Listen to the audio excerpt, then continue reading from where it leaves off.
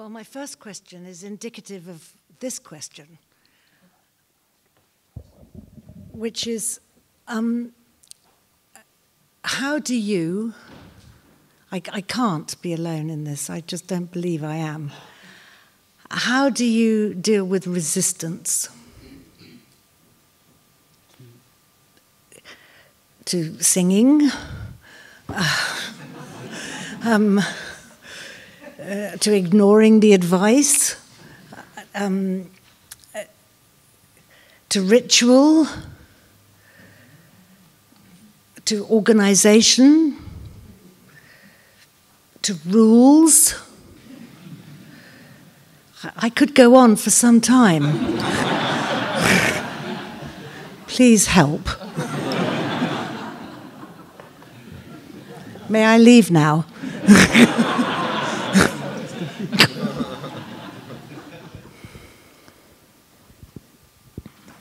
Dear respected Thai, dear Sangha, this is definitely a very good question.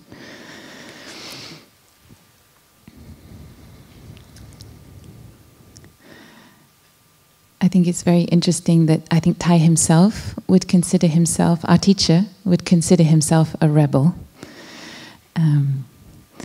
As a young monk, he escaped his monastery and went to create a different kind of Buddhism, and had a very adventurous time as a young monk, trying to get to the heart of what we want to do with our spiritual practice in order to discover how he could break free from the unnecessary forms and rituals and develop something that could be shared, but that was much closer to the essence of a spiritual practice that can respond to the needs of the time.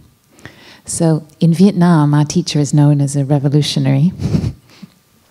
But what becomes interesting is, from his discoveries, then Thai in the West has developed something that we can recognize has a certain shape and form. So then what do we do as students of the rebel? Do we also rebel against the rebel? Or do we say, we will take this rebellious wisdom and also make it our own? And I think those of us who decided to shave our heads and escape the rat race, we would also consider ourselves to be swimming against the stream of society. So I think for many of the monks and nuns, we feel rebellious by nature. We want to question everything that's out there, and we are looking for radical solutions that we embody in the way that we live our life. And then we balance that with this aspect of training. So I think there's a constant dance. For example, in my own practice, I feel there's a constant dance between embodying a rebellious life where I'm ready to question a lot of things in society that I feel represent what is not going well in society, the ills, if you like, or the ways in which our civilization is going in a not very good direction. But in order to be a true rebel against that, I need to have a certain amount of discipline and training to embody my own ideals. So we can have ideals, but in order to be able to live up to those ideals takes a certain amount of training. So it's an interesting dance. And for me, I often think of the example of Picasso. So he trained in classical painting before he then broke free to develop his own style. And in my own practice, I have found that I've needed the forms. In Plum Village, we have very little form compared to most Buddhist traditions, but we do have a few. There's some bowing. There are some ways to live in harmony together that we kind of agree with, all the bells and the moments of silence, or the coming in and going out and all these different things. But they're there more to enable harmony for the majority than to sort of squeeze out the freedom of the individual. But it's in the training of these aspects that we discover the true freedom, which is to be, in a way, master of our own mind. So our mind would like to be compassionate. We would like to be patient. We would like to be loving and kind. We would like to have loving speech. We'd like to master our difficult habit energies. And there's a kind of art to how we can do that. So it takes a certain amount of discipline, which I guess would be the word close to right diligence, sometimes also called right effort. So we need to know how to apply a certain energy of training. Like, I don't know, say, for example, someone wanted to transform their food habits. It's like, so we need to have a certain effort and discipline, and we need to really put our insight into practice. But at the same time, we know that if we're too strict with ourselves or too literal, then we will lose the joy of eating mindfully, for example. We'll lose the happiness of being alive while we eat. So in whatever is the area of our training of habit energies, we might want to use the form, but with a certain art and freedom and spontaneity, so that there's truly the essence there. And this is, so the practice, especially in the Plum Village tradition, the form is there, but we're also very creative with the form. But we need to be careful when we want to reject the form. Is that our habit energy resisting the training? Which part of us? So we're made of many different things, and which part of us doesn't want to do a certain practice? For example, the training to be able to sit and follow our breathing for 25 minutes. We know that that's a training, and each time we do it, we get a little bit better and a little bit more comfortable sitting on our cushion. So there's a sense in which we have to invest and build up certain aspects of the form in order to kind of boost our capacity to do these things, so that we have the qualities that we're trying to cultivate. So I think the form, the question we can ask ourselves is, how can I make this my practice? This is some of our training also as monastics, because we live a scheduled life, not quite 365 days a year, because we have lazy days, about 300 days a year. So whenever we go on walking meditation, it's, can we make that practice our own? This is my walking meditation, and this is my time, and I will use this to be in touch with what I would like to be in touch with in myself and around me. Or with the mindful eating. It's not, oh, and now I plod along and I'm going to be in there with everybody and we're all doing this thing. But it's, oh, wow, how can I use this silence to help me enjoy my food? Or when we offer a bow and we have a chance to see, wow, how is my practice of reverence in my life? Is reverence alive in me? What are the things I would like to cultivate more reverence for? What is my resistance to being reverent? So our resistance itself can be an object of our mindfulness, and it can be a key to understand something of how we're doing and how we can follow our deepest wish.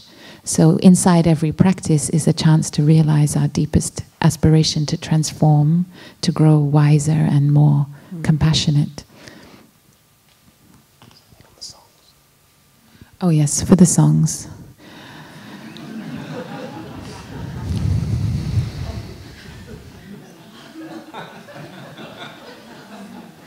I think when I first came to Plum Village, I think I felt that, well, of course, these songs would never work in the UK because we're far too smart and cynical. And how can anyone possibly sing these songs that are clearly for toddlers? And I think personally, I've had quite a long journey with this.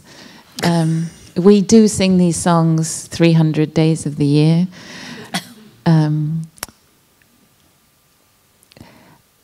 I think there's a simplicity contained in the songs that is a deep teaching from our teacher. And living in the monastic community, I've also come to see that am I able to recognize, accept, and embrace the simple joys of life that are there? Why do I always have to have something smart to think about it? Why do I always have to be a little bit cynical or ironic or sarcastic? Why would for me, I always wondered, why can't we have like much more rich and deep cultural songs? Like, why do they have to have a vocabulary that's so basic? But I think, then we haven't been able to write. I mean, we joke that we haven't. Sister Chanduk has wonderfully offered many deeper songs, and when we sing them, we can really taste the practice in those songs. There's one, breathe and you know that you are alive. Breathe and you know that the world is helping you. That's a wonderful song that's come from Sister Chanduk's own practice. And as we sing it, we can touch those insights. And for me, a song like that can embody this simplicity of the practice. And so I think for me, that's also a litmus test with the songs. Like, can I accept the simple truths of life just as they are? And can I allow the inner child in me just to enjoy that simplicity? Anything more on the songs? I love the songs. And I was just sharing with Dai Dao yesterday, we were going through all the bands that we used to like in our 20s, like the Kinks and Pink Floyd and David Bowie. You know, I love all of the music of the youth, but these songs are practice songs. And there are very few songs from my youth that helped me.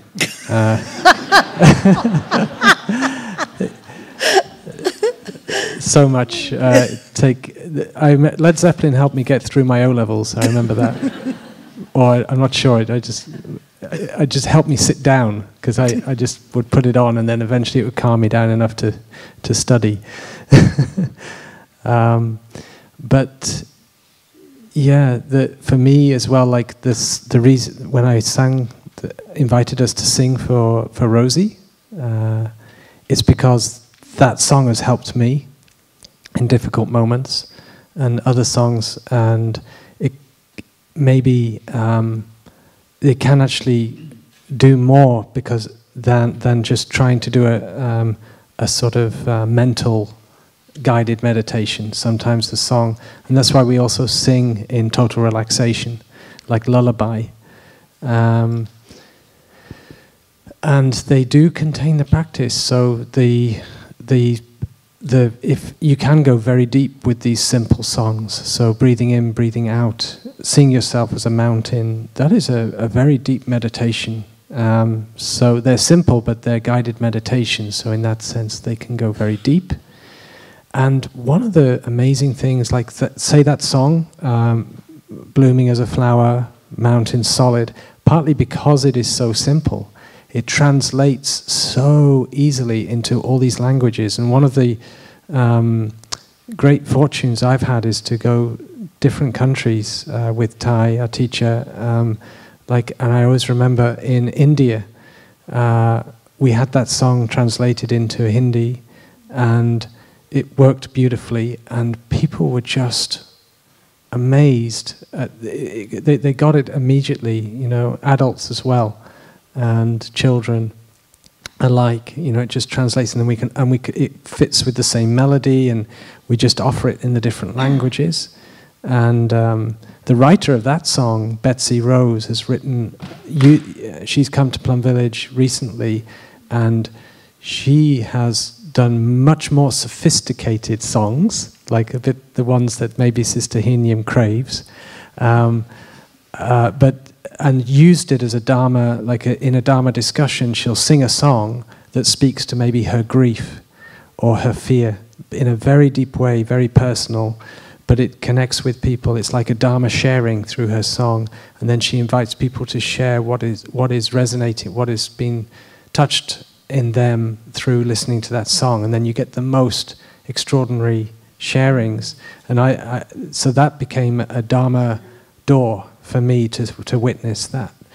So there's many things to say, and I think Sister Annabelle has just put her hand on the clock. So, okay.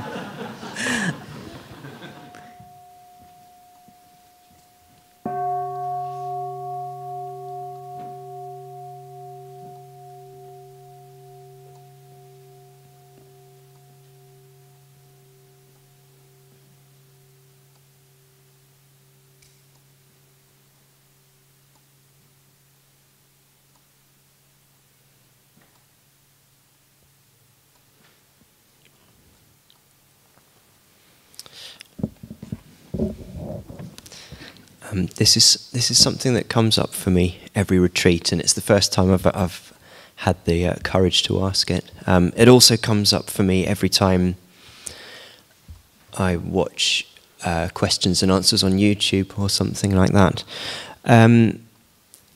There's a lot of teaching that I've heard in this tradition about your parents being in you, and how when you eat with your parents, when you walk with your parents, and you're with your parents. And I've heard a lot of people who've taken great comfort in that, especially for people who have parents who've passed away. My question is, what if you don't want to be with your parents? What if you don't want your parents to be part of you? What if it actually causes pain to think of your parents as being with you? What if you would rather they weren't?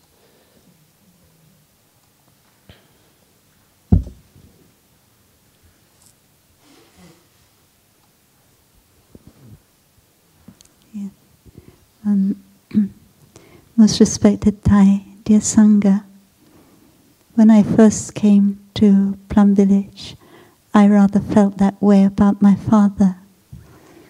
And I understood that your father is 50% of your chromosomes are your father.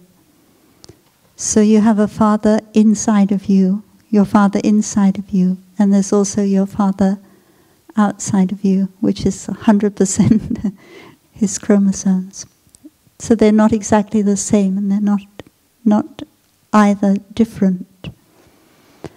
And what I understood was that if I couldn't reconcile with my father, I couldn't reconcile with myself on a very deep level. And so that was the first practice that I had to take seriously.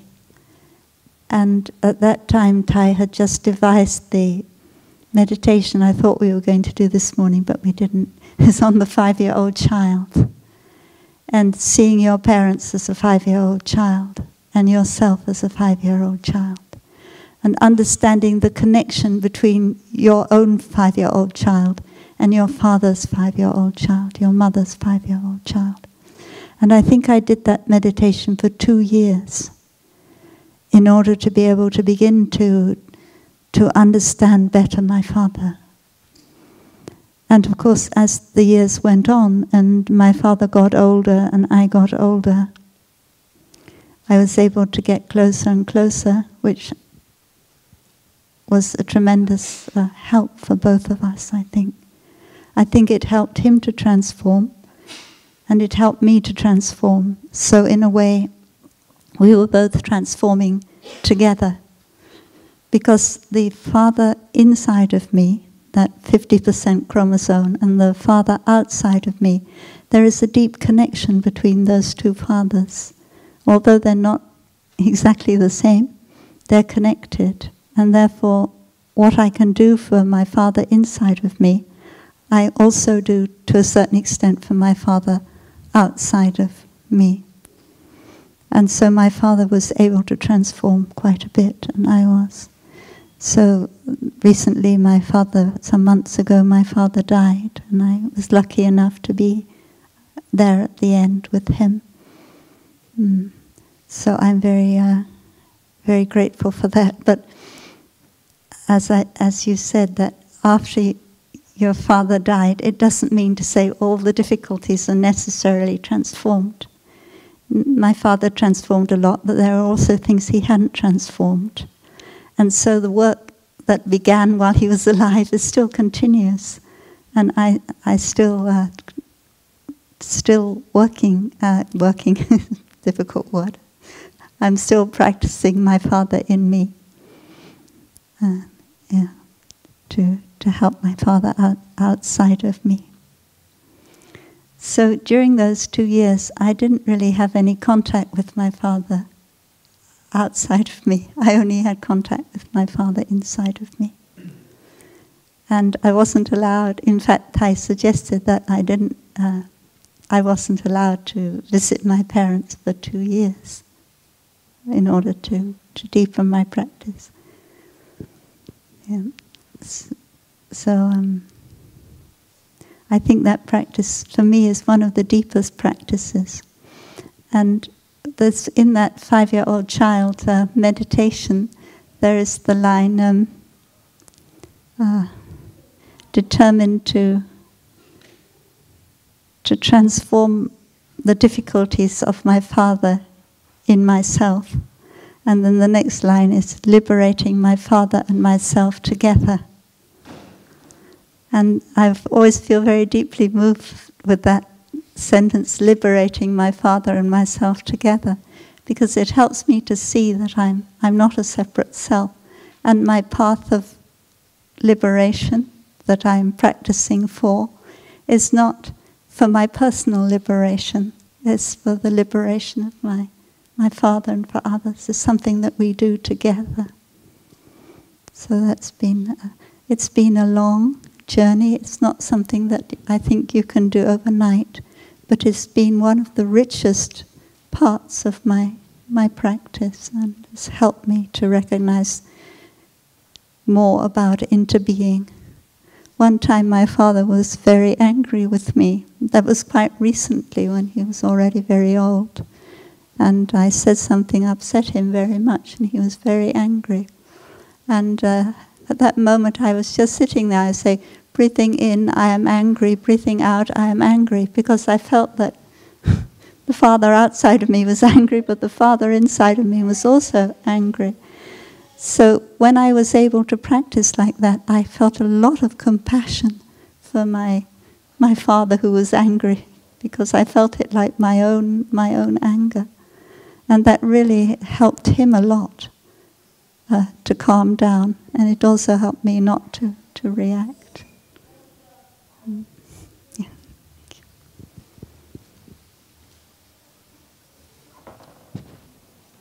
Thank you.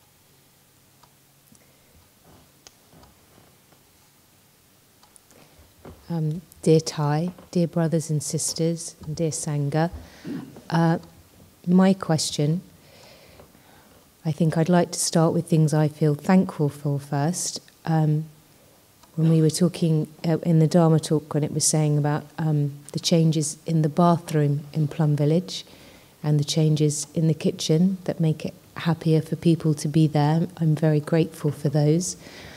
But I'm having a problem with the dining hall and the food, which I know sounds very controversial, because our food is amazing, absolutely amazing. But it's been happening for a long time, and it might not seem a big question to some people, but I can't reconcile it in my family life and here with my children. And it makes it difficult, particularly for my eldest son who's not here. So I feel some resentment towards it. I've practiced for a long time, and we were originally vegetarian.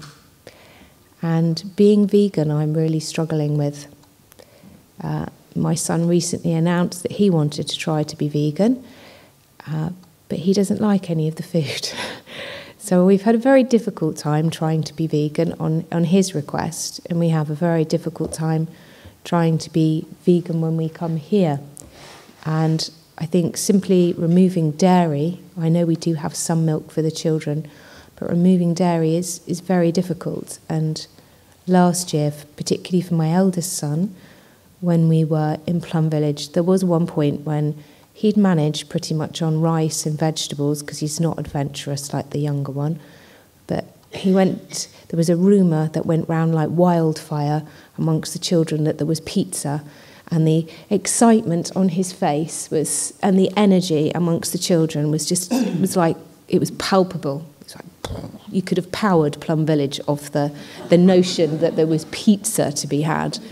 And my son rushed in, and I was trying to say to him, look, calmly, Saddam, it's the food hall, calmly, quietly. And I was stood patiently in the queue, and he came out and he cried his eyes out. And I won't use the language that he used, but you can fill the gaps.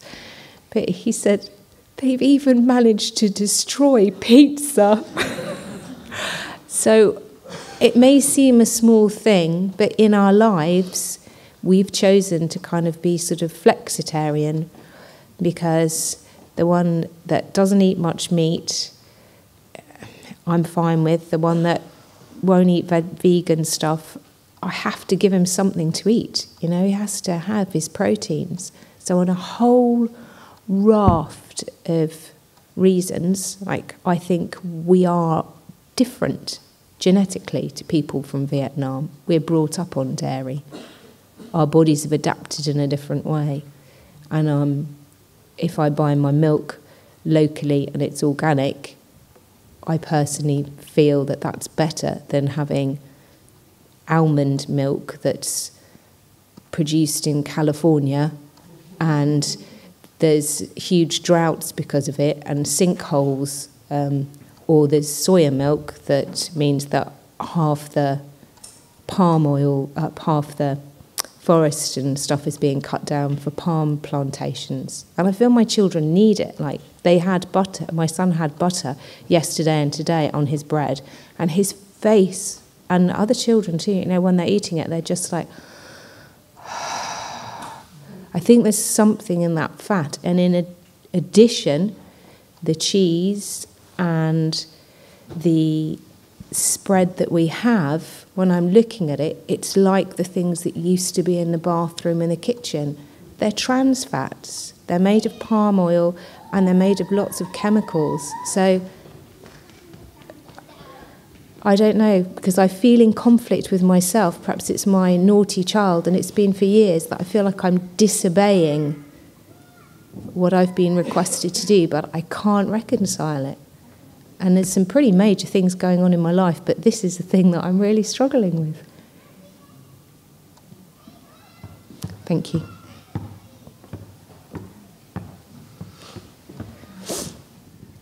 So, dear Thai, dear Sangha, dear friend, thank you for the question, for sharing, being able to express, your difficulty, and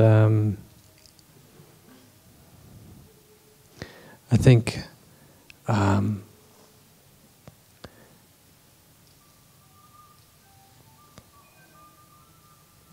what you're exposing is that things are complex. You know, it's not just because we are vegan that we are free from causing suffering in the way we consume and the products that we have. It's in this. It's quite difficult to extricate our lives from things that are going on that we would be sad about.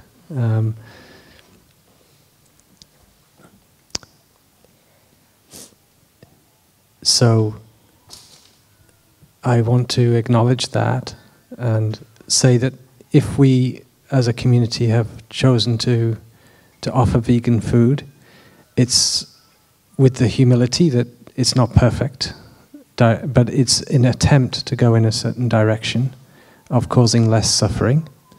And we may be still on a path of learning how we can go better in that direction. And that can include, also not, it doesn't mean, it can include flexible ideas. We don't have to be dogmatic about it, but we, in a way, for clarity, to say vegan, it helps us in a certain to go in a certain direction. So like with the 5 mindfulness trainings, we talk about the North Star, and you can only walk in that direction, you can't reach it.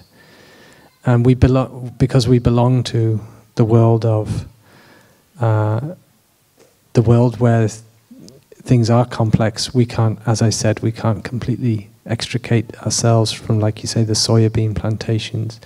For me, the question of, for instance, I mean, I have questions that arise, maybe technical questions that arise that would maybe respond in a kind of to some of your statements. I noticed that coming up in me. Like, I think, for instance, most of the cutting down is more to do with biofuels, and it's less to do with food for humans than it is to do with food for animals, for instance. But it's just we're in the realm of technical questions about what is the best way to protect the planet, and but I recognize that I don't want to get into that. I want to try and stay into the points you're raising that are concerning your feeling comfortable and feeling able to be in harmony. Because as a community of practitioners, our primary intention is to be in harmony with each other, and of course be in harmony as best we can with the earth. So all information we bring in, but we practice to stay in harmony and accept that there are conflicting things, and there are different views. So we have to do our best in these cases. I think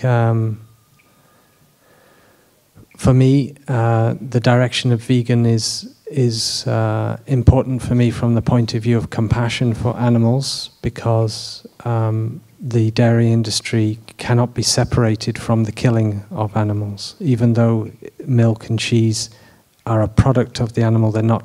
You could imagine just taking the milk and it not causing the death, but the reality is the industry is involved with the killing, and that the dairy industry is not separate from that.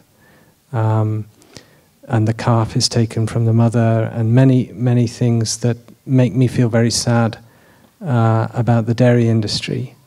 So from the point of view of compassion for animals and being able to sing "Animals Are My Friends," I have that desire to be healthy without dairy. But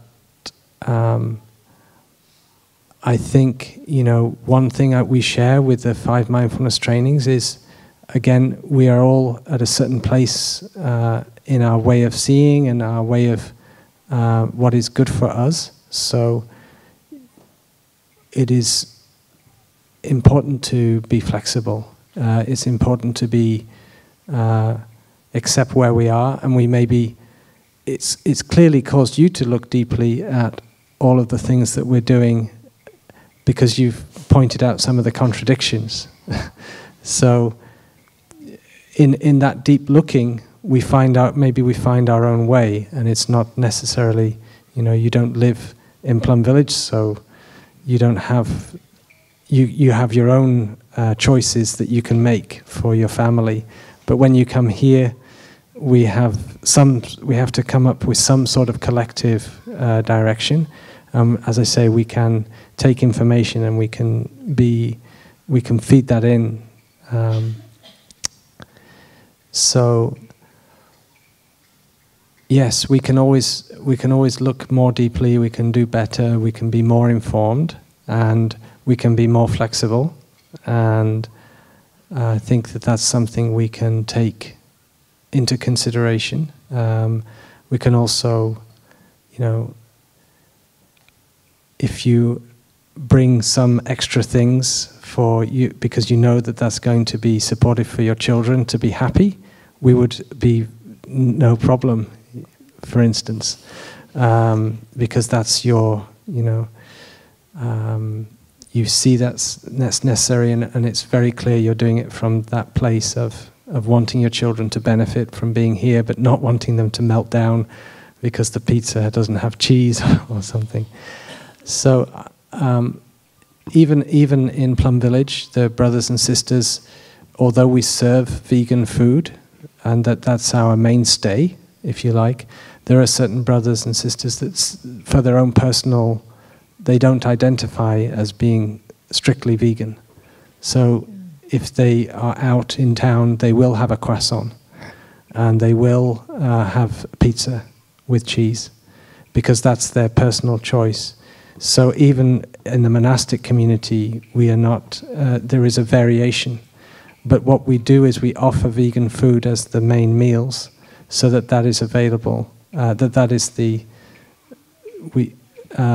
principle of is there, but there is variations within that, even with the monastics. So so you don't have to have the feeling that it's just you or something. That for myself, I would say I'm vegan. I try to be go in the direction of being more strict vegan, but it's actually quite difficult to do, partly because of habit energy, and partly because it's actually quite hard, especially if you're traveling, to avoid the dairy in the food, etc. But I'm also exactly aware of the point of palm oil and things like this, and the Borneo rainforests being destroyed for palm oil plantations. So we're in a sad situation in that it's difficult to avoid suffering and destruction of the environment, whatever we eat. And that's also why we've created Happy Farm in Plum Village. So we are more and more generating our own organic food. So the technical questions of health and things, I think, I don't want to go into, but I feel that it's more of, I think the principle is how can we be there for each other, be in harmony together with these things, and not be dogmatic, because the most important thing is that we can be happy as a community together. Without that, we lose everything, So thank you for your question.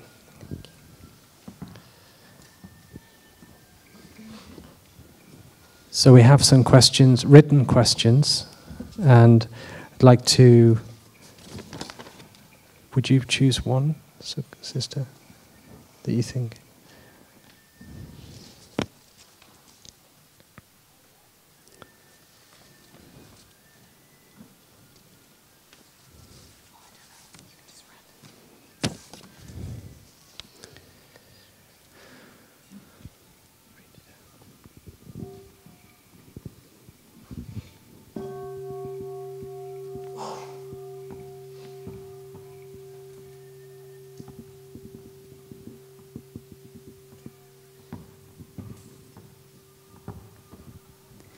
I have the urge to close my heart to someone, but at the same time do not want to sacrifice my aliveness.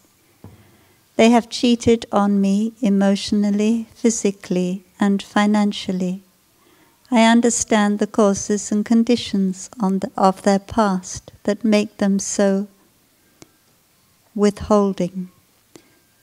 But I want to walk my own path now, and am tired of suffering their anger. I have not reacted to their wrath and have tried to listen to their suffering, but feel I am being abused by a tirade of mean insults.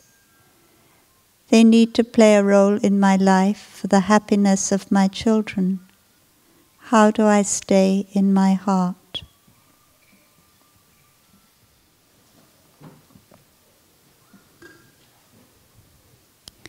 So, most respected Thai, dear Sangha,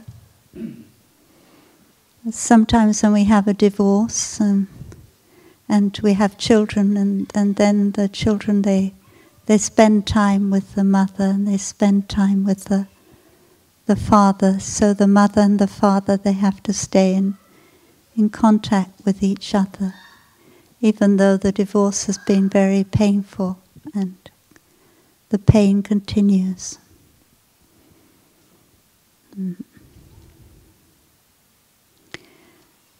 So we talk about our head and our heart. And in our head we have the intellectual ideas, and in our heart we can have the compassion. But nevertheless, compassion is nothing without understanding. In order really to feel compassion for someone, we have to understand. So we need to practice with everything we have, not just our heart or just our head, but our whole mind and our body. We need to bring into the practice.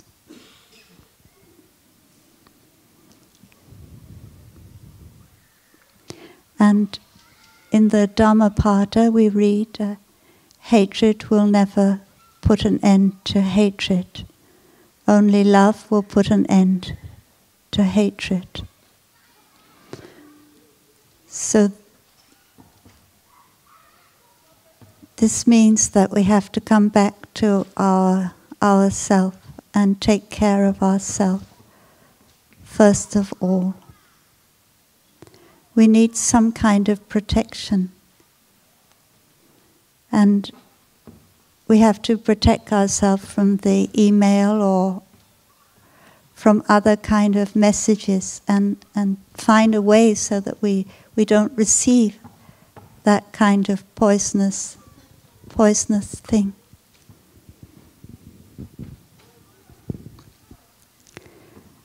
And then we have to protect ourselves by the practice of the 5 mindfulness trainings.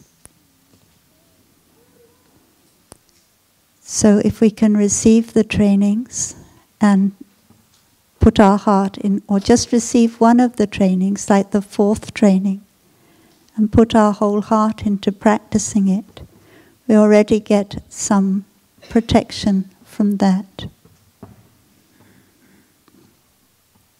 So in this case it's very difficult. You can't say, oh well, we need to do beginning anew, the both of us together. We're not in a position to do that. So it falls on us in a way to do what we call unilateral disarmament. And to develop, like you say, we have to develop the compassion. But we have to understand in order to feel compassion. And of course we have perceptions about ourselves, and we have perceptions about the person who is wronging us. But they're not correct. I don't know what percentage they may be correct, but they're never 100% correct, our perceptions. So there is always a way of understanding a little bit more about ourselves. We can understand, for instance, some of the mistakes we made when we were in the relationship with the other person. And we can realize that we also had a part in the difficulties that now are happening, even though it's not by any means our fault completely, but we did have some part to play. And then with our perceptions of the other person, we haven't recognized fully what the root of their suffering is and what they are going through. We haven't realized fully what the root of their delusion is, what the extent of their wrong perceptions are. And we need time to work on that. And we have the practice of the 5 touchings of the earth. And did you do the 5 or the 3? The 3. So in the 5 touchings of the earth, the last touching of the earth is for someone who has made me suffer a great deal and have made my loved ones also suffer. And when you're in the touching the earth position, your head and your heart are on the same level. It's like a certain yoga position. And I need very often to be in that position in order to strengthen and to deepen my understanding and to let go of some of the perceptions that I have about myself and about others. And in fact, from doing the touching of the earth, I have come to have certain insights that have come up and helped me to overcome difficulties with someone who's made me suffer. So in this case, the time you have for your practice, I don't know how much time you have, but if you are able to receive the 5 or one of the 5 mindfulness trainings and really work on practicing that and reciting with your Sangha, and if you're able to practice the 5 touchings of the earth, it doesn't take so long, maybe every other day for some time, I think it will help you internally to get more strength and more protection. And that in turn will help the situation to start to get better. Yeah, thank you.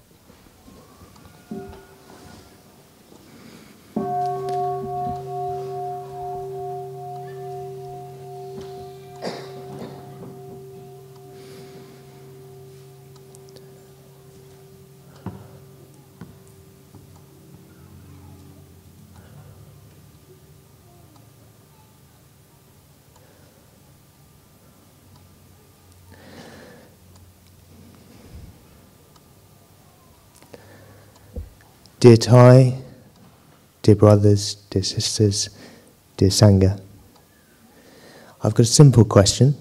I've come from another tradition, and they've always used Buddha rupas on the shrine, and I just want to know what your reasoning is for using flowers, using the artwork on the wall, and why you don't use a Buddha rupa.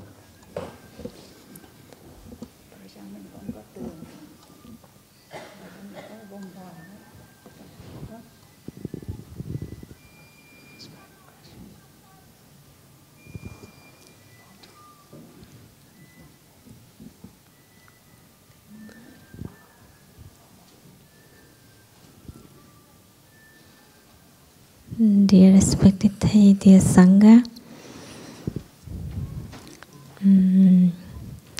for me, is if we have a Buddha is on the altar is good, but if we don't have a Buddha, I also feel good, because I know that the Buddha is inside of myself. If I know how to practice, I know how to walk very peaceful. I know how to follow my breathing, and I know how to act my body, speech and action like the teaching of the Buddha. And I know that the Buddha always in myself. The flower or the Buddha is just a form. Even though just we put the Buddha here, but we are not really practice what we are speech, our action, our speech and our thought is not really completely like loving speech when we speak. It's even though the Buddha is here, but the Buddha is not here. That's why for me is the Buddha or the flower is just the form. And whenever I do touching the earth, or I come into this hall, I always bow, and I bow to the Buddha inside of myself. And when I bow, when we do sitting meditation, and after sitting meditation, we also bow, and I also bow the Buddha in myself.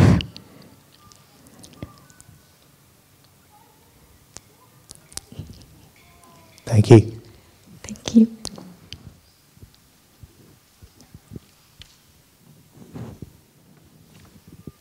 So some of the other written questions. One is very similar to the one that Sukho Annabelle asked, and there is also one about I have a bone degenerative condition and have been advised to eat at least one portion of fish and meat. Does this mean I cannot take the first mindfulness training? And the answer is yes, you can take the first mindfulness training. Because as has been shared, it's a direction we go in, and it's about our intention in our heart to go in that direction and be open. And maybe you discover there are other ways to take care of your condition apart from eating meat or fish, or maybe you find that you've decided that works for you. So that is, it does not stop you from taking the first mindfulness training. Okay, and as I say, there was one question which is very similar to the other one about being in a somewhat of an abusive relationship, be it psychologically or otherwise, and how to practice to be with that. And there is the last of the written questions concerns being in a relationship where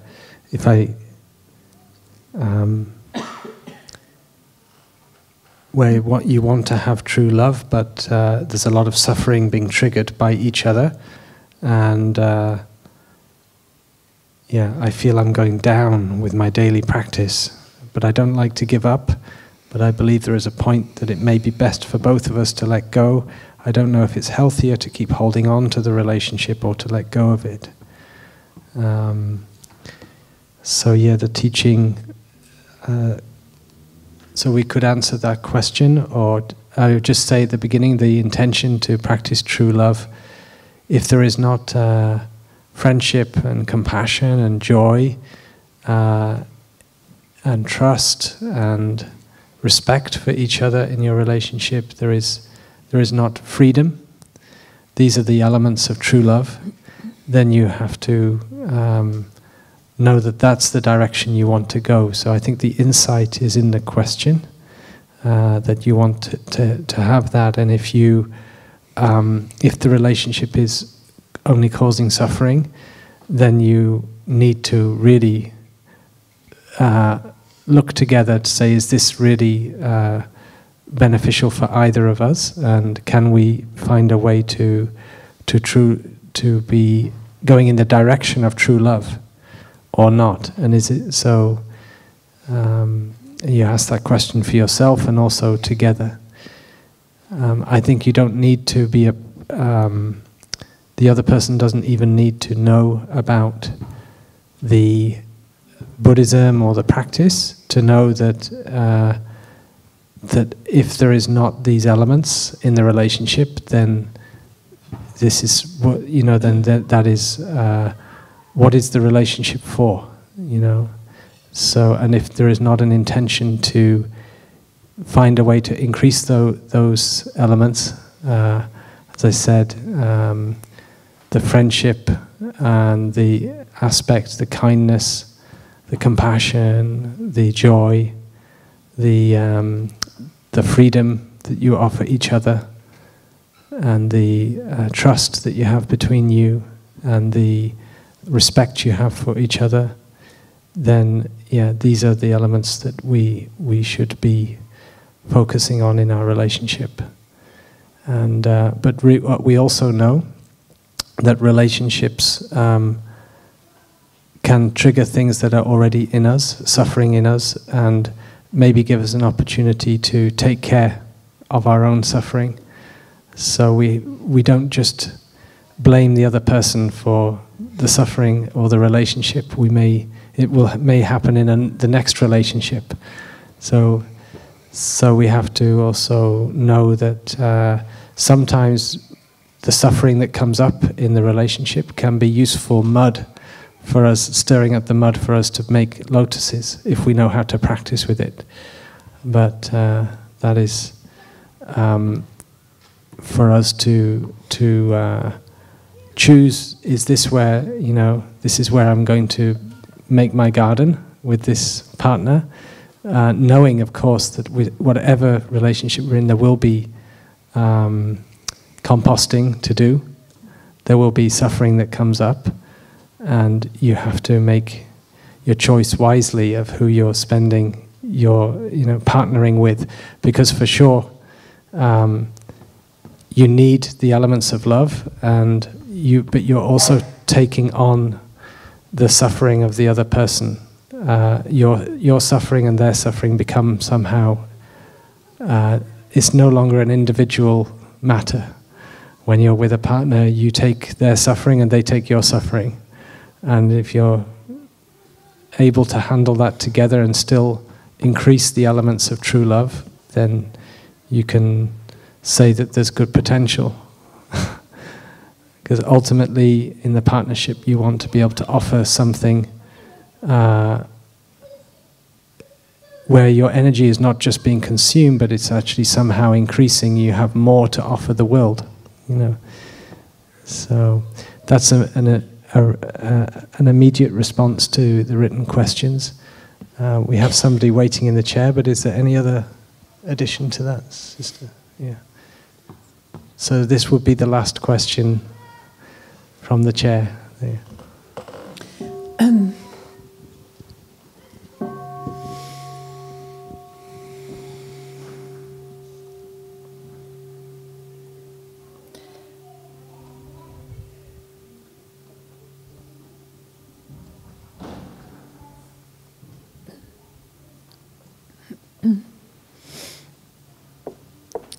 Dear Thai, dear brothers and sisters, dear Sangha, this is my first mindfulness retreat. This is my first mindfulness retreat.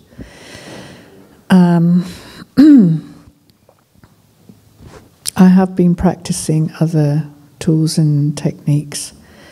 My question, and I'll elaborate after I've asked the question, is how do you deal with difficult people and difficult situations? So I have understood or listened to many of the things that we've been taught, like the mindfulness breathing, the singing, the holding your stomach, and touching the earth. I think for me, that is all well and good in terms of calming your emotions, your mind. But when it comes to making a choice of what to do, the action to take in a situation or with someone, how does the training teach you to do that?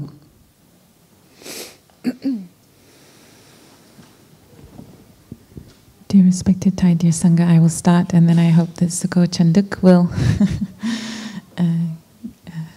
complete.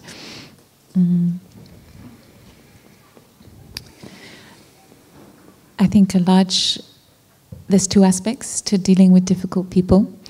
The first is what we do in the middle of those situations when we are in the same room as them and their actions of speech or body are difficult for us. And we need to have a strategy for those actual moments. It might be at work, or it might be in the home, or it might be in another setting. And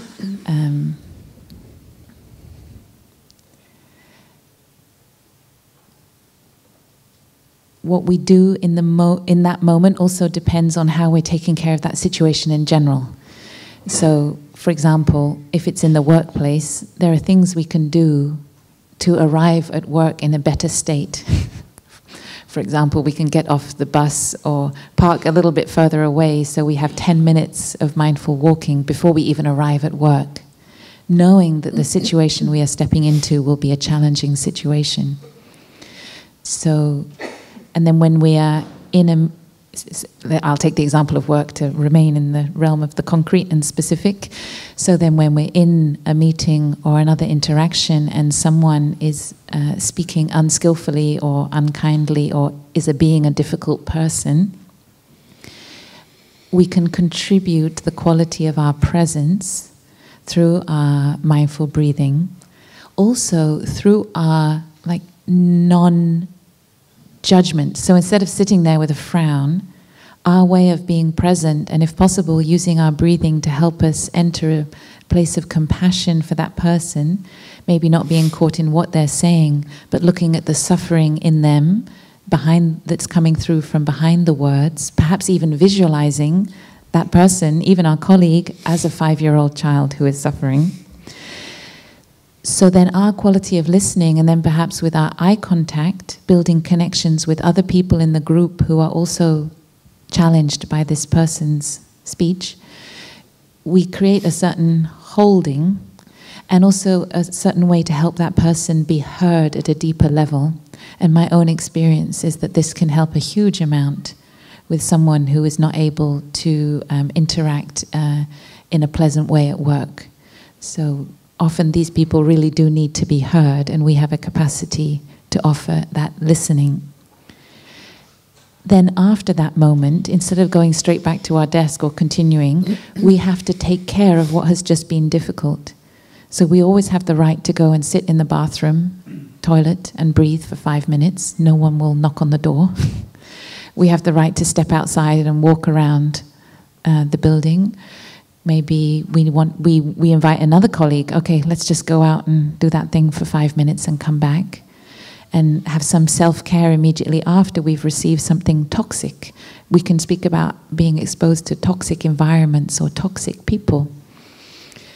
And then the other aspect that I mentioned, the 2 aspects, is then in our practice, our own life, when we are doing sitting meditation, walking meditation, relaxation, or checking in with ourselves at the end of the day, and we realize this relationship is difficult for us to handle, we feel perhaps like our personal boundaries are not being respected by the other person. They're demanding too much of us, or they are being a toxic presence in our life.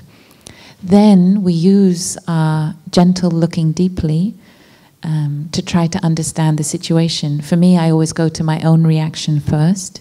Why is what that person said so difficult for me to receive? What is that touching in me? And then I try and take care of my own response first. So perhaps it's reminding me of other toxic relationships I've been exposed to, other difficult relationships. Perhaps I feel I'm too ready to try and fix the situation. So I'm engaging, in fact, much more than I might need to engage. And then I try to calm that intention to fix that other person or their impact on others. Like if it's a case of bullying at work, I might want to intervene to protect the person who I feel is being bullied.